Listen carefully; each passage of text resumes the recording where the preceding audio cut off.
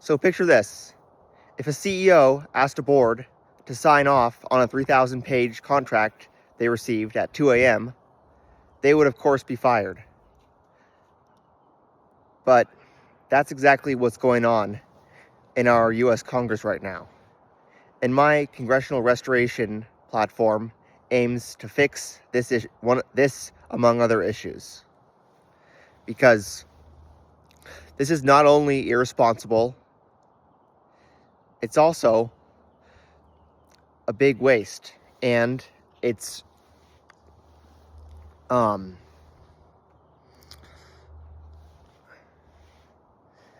this is what we're currently facing with our current Congress, but I am here to fix it.